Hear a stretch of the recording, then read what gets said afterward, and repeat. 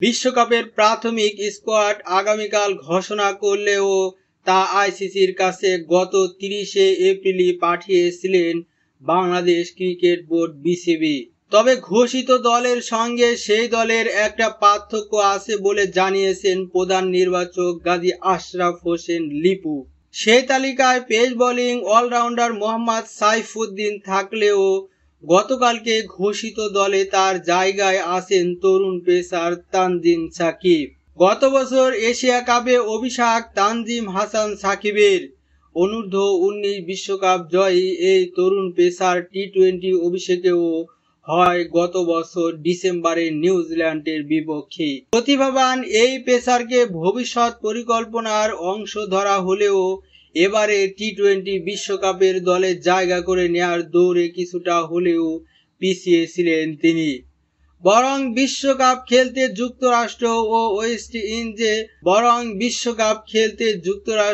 ও West ইন্ডিজের বিমানে ওঠাটা মোহাম্মদ সাইফুদ্দিনের জন্য শুধু সময়ের ব্যাপার ছিল।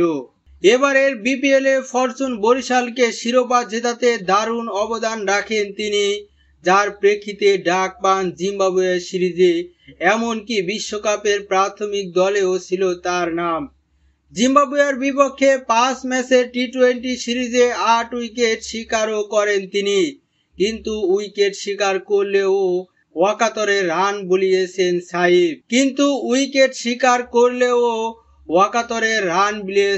সাইফ। 4 ম্যাচ খেলে 3 ম্যাচেই ডেথ ওভারে প্রভাব ফেলতে পারেননি।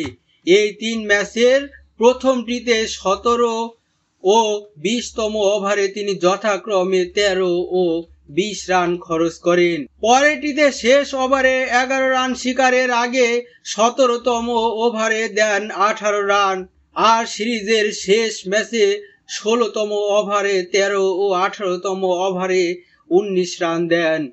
এরপর বিশ্বকাপ দল থেকে সাইফুদ্দিনের নাম কেটে তানজিম সাকিবকে জায়গা দেন নির্বাচকরা। প্রধান নির্বাচক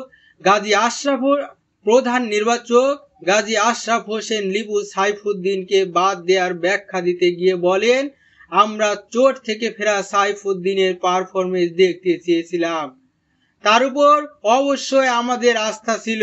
তবে এই জিম্বাবুয়ে সিরিজে আমাদের আস্থার জায়গা কিছুটা এগিয়ে তানজিম সাকিব, সে কারণে সাইফুদ্দিনকে রাখা হয়নি।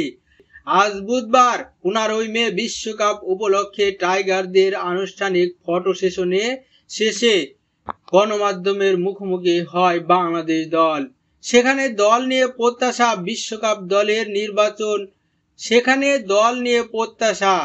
বিশ্বকাপের দল নির্বাচন সহ নানা বিষয়ে প্রশ্নের জবাব দেন কোচ চন্ডিকা হাথুরে সিংহে ও অধিনায়ক নাজমুল হোসেন শান্ত। সেখানে সাইফুদ্দিনকে বাদ দেয়া ও তানজিম সাকিবকে দলে নেয়ার ব্যাখ্যা দেন তারা। হাথুরে সিংহে প্রসঙ্গে বলেন, আমরা দুজনকে সুযোগ দিয়েছি। সাকিব একটু জোরে বল করে, সাইফুদ্দিনের চেয়ে জোরে। দুজনকে বিভিন্ন অবস্থায় সুযোগ দিয়ে দেখেছি এবং সে চাপের মুখে ভালো করে, আর সে দলের সঙ্গে লম্বা সময় ধরে আছে, তাই সাকিবকে বেছে নেওয়া হয়েছে।